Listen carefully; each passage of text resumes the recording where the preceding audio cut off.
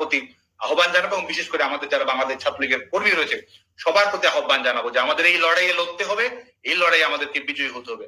আমরা যেন সবাই মনে রাখি যে আমাদের পরিবারের নাম হচ্ছে জয় বাংলা, আমাদের স্বজনের নাম হচ্ছে শেখ হাসিনা, আমাদের পিতার নাম বঙ্গবন্ধু, আমাদের জীবনের নাম সংগ্রাম। পরিবারের নাম জয় বাংলা, স্বজনের নাম শেখ হাসিনা, পিতার নাম শেখ মুজিবুর রহমান। এখানে একটা মানে আমার এটা বুঝে আসে না, আপনাদের বুঝে কেমনে আসে জানি না। তো ওনারা আমলিক করে, আমি আমলিক করি না, ভিম্পিও করি না, আমি আছি একতালের ভাবনায়, নিজের ভাবনায়। তো কিছু কিছু কথা শুনলে না বললে নাই হয়, মনে করেন যে এগুলা নিজের থেকে একটু খারাপ লাগে আর কি, এই জন্য বললাম আর কি। তো সাদ্দাম ভাই একজন ভালো গ্রাজুয়েশন লোক, ভালো শিক্ষিত লোক, শিক্ষিত পারসন।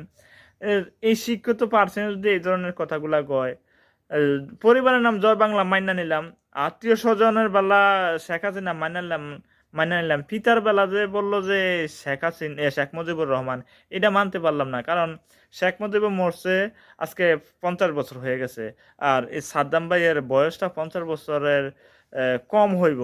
তো মরার পরে বাপ কিভাবে সন্তান জন্ম দেওয়া যায় আমার মাথায় ধরে না, এটা কি সম্ভব নাকি? তবে এমন নয়, আল্লাহ জানে, এটা নিয়ে একটু বিশ্লেষণ বা গবেষণা করতে হবে, বিশিষ্ট বিজ্ঞানীদের কাছে যাইতে হবে, এটা কিভাবে সম্ভব হয় এটা জানার একটা বিষয়। কৌতূহল না, সুন্দর একটা কথা কইছেন। 50 বছর পর যদি শেখ মুজিব 50 বছরের বয়সের মানুষ, শিশুদের বা সন্তানদের বাবা হইতে পারে, এটা কিভাবে সম্ভব?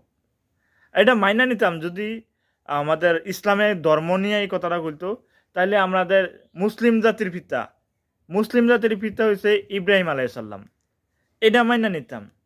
আবার যদি কথাটা এমনিও বলতো বাঙালি জাতির পিতা শেখ মুজিবুর রহমান, এটাও মাইনা নিতাম। কিন্তু আমাদের পিতা বলতে তো শেখ মুজিবরে মাইনা নেওয়া সম্ভব না, এটা কি ধরনের কথা বললো? রাখ, এটা মাথায় ধরেন, আল্লাহ পাক ভালো জানে। আপনারা ভিডিও একটু শেয়ার করেন সবাই দেখার জন্য।